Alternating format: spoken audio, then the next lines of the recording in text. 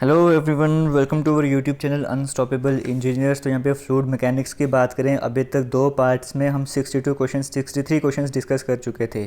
आज हम स्टार्ट करेंगे क्वेश्चन नंबर 64 से 82 तक जाएंगे और इसके बाद एक से दो पार्ट और बनेंगे जहाँ पे आपका फ्लूइड मैकेनिक्स जो है वो कंप्लीट हो जाएगा, क्वेश्चन इसके कंप्लीट हो जाएंगे।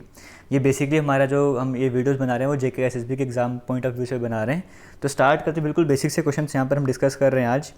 फर्स्ट क्वेश्चन आपके सामने स्क्रीन में यहाँ पर कहा गया है, लैग्रैन्जियन अप्रोच की बात करें तो लैग्रैन्जियन अप्रोच को और क्या कहा जाता है। इस अप्रोच की बात करें से स्टैटिस्टिकल फ्लूइड मैकेनिक्स भी कहा जाता है। तो जहाँ पर भी जिस भी ऑप्शन को स्टैटिस्टिकल फ्लूइड मैकेनिक्स देखने को मिलेगा वो करेक्ट हो जाएगा। उसी तरह से जैसे लैग्रैन्जियन अप्रोच की मैं बात की कि इसे स्टैटिस्टिकल फ्लूइड मैकेनिक्स कहा जाता है, अगर हम यूलरिन अप्रोच की बात करें तो इसे क्या कहा जाता है, यूलरिन अप्रोच को क्लासिकल फ्लूइड मैकेनिक्स भी कहा जाता है।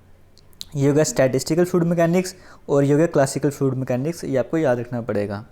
अब नेक्स्ट क्वेश्चन की बात करें, the type of flow in which the fluid characteristics at a point don't change with time.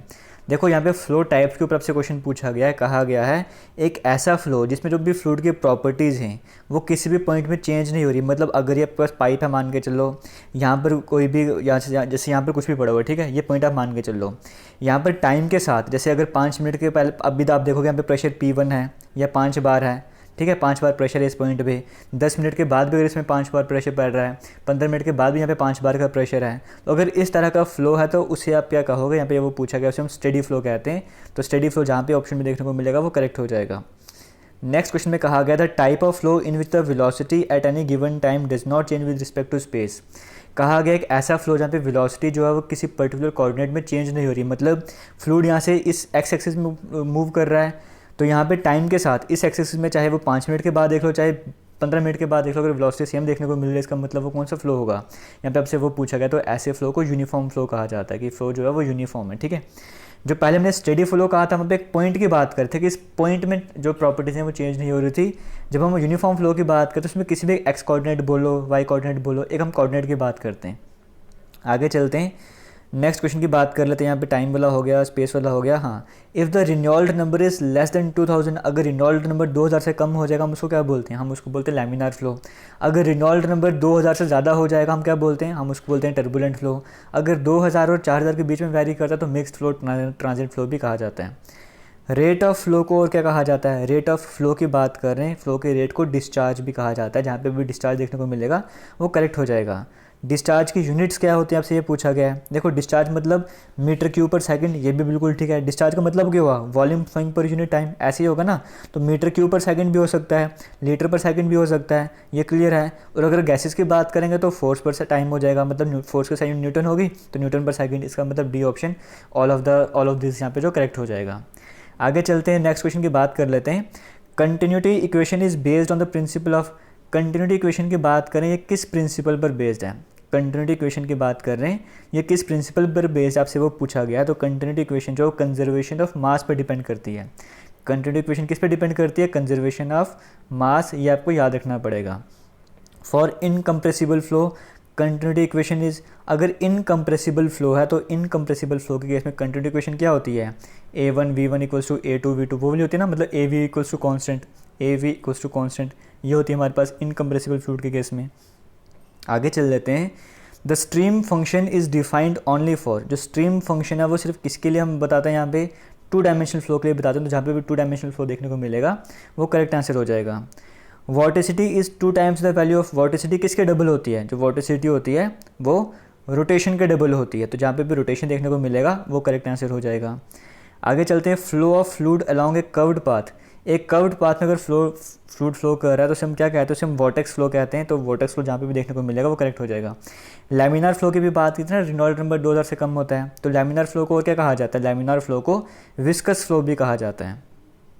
आगे चल लेते हैं, when a liquid is flowing through a pipe, जब लिक्विड किसी पाइप से फ्लो कर रहा है तो वेलोसिटी लिक्विड की कैसी होगी, एक पाइप है उससे क्या हो रहा है, उससे लिक्विड फ्लो कर रहा है। अब इस लिक्विड की जो वेलोसिटी रहने वाली है वो कैसी होती है, देखो वेलोसिटी जो है वो सेंटर में जो है वो minimum at the centre maximum near the walls, या फिर maximum at centre minimum near the walls, ठीक है। यहाँ पे जो वेलोसिटी है वो सेंटर में मैक्सिमम होगी और वॉल्स के पास जो कम हो जाएगी फ्रिक्शन के कारण। तो सेंटर में वेलोसिटी मैक्सिमम होगी बट वॉल्स के पास कम होगी, तो ऑप्शन नंबर ए यहाँ पे करेक्ट हो जाएगा।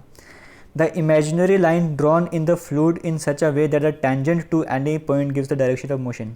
एक इमेजिनरी लाइन अगर हम ड्रॉ कर रहे हैं इस तरीके से कि उसका जैसे देखो, imaginary line drawn in the fluid in such a way tangent to any point, ये है, यहाँ से टेंजेंट ड्रॉ करोगे तो वो हमेशा आपको क्या देगा, आपको डायरेक्शन बताएगा मोशन का। अगर ऐसी इमेजिनरी लाइन की बात करें तो उसे क्या कहा जाता है, यहाँ पे आपसे सिंपली ये पूछा गया है, तो क्या उसे पाथ लाइन कहा जाता है, या उसे स्ट्रीम लाइन कहा जाता है, या उसे स्ट्रीक लाइन कहा जाता है, पोटेंशियल लाइन, तो उसे स्ट्रीम लाइन कहा जाता है। ऑप्शन नंबर बी यहाँ पे करेक्ट हो जाएगा। A flow in which each liquid particle has a definite path, एक ऐसा फ्लो जहाँ पे हर एक लिक्विड पार्टिकल की बात करें उसका डेफिनेट रास्ता होता है और जो पार्टिकल्स हैं वो एक दूसरे को क्रॉस नहीं करते, तो ऐसे फ्लो को हम क्या बोलते हैं, स्ट्रीम लाइन फ्लो कहते हैं। ऑप्शन नंबर सी करेक्ट हो जाएगा। Which method is used exclusively, कौन सा मैथड जो हम जनरली यूज़ करते हैं फ्लूइड मैकेनिक्स में। स्टार्टिंग में हम लैग्रेंजियन अप्रोच की बात की थी, यूलरियन मैथड की बात की थी। इन दोनों में से जनरली कौन सा मैथड जो फ्लूइड मैकेनिक्स में यूज़ किया जाता है, तो वो यूलरियन मैथड है। ऑप्शन नंबर बी करेक्ट हो जाएगा। Which type of flow can be taken for granted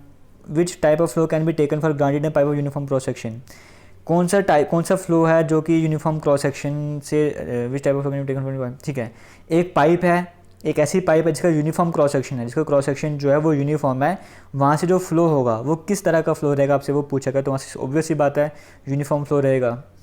can the flow inside a nozzle be steady and uniform, क्या जो नोजल के अंदर फ्लो की बात करें, तो नोजल से फ्लो हो रहा है, कोई नोजल है वहाँ से जो फ्लो हो रहा है क्या वो स्टेडी और यूनिफॉर्म हो सकता है, यहाँ पे आपसे वो पूछा गया है।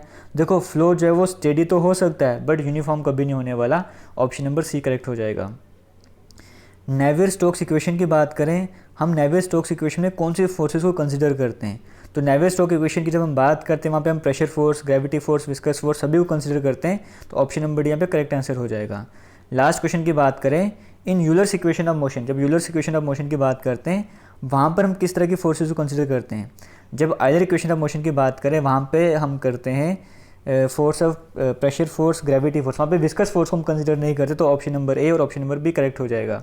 अब बाकी के जो क्वेश्चन हैं, हालांकि ये फ्लूइड डायनामिक्स का टॉपिक हमने स्टार्ट कर दिया था, बाकी के जो क्वेश्चन रहेंगे इसके बाद वाले, हालांकि आज 82 तक के क्वेश्चन डिस्कस करने थे बट आगे भी करते, इसके बाद वाले जो क्वेश्चन है वो नेक्स्ट वीडियो में आएंगे, जहाँ पे आपसे बर्नौलीज इक्वेशन, उसकी एप्लीकेशन वगैरह वहाँ पे क्वेश्चन पूछे जाएंगे, और उस पर जो लास्ट पार्ट रहेगा वहाँ पे हाइड्रोलिक मशीन से क्वेश्चन रहने वाले हैं। तो बाकी किसी भी तरह का डाउट होगा आपको तो वीडियो के कमेंट सेक्शन में कमेंट करके पूछ सकते हो। थैंक यू, जय हिंद।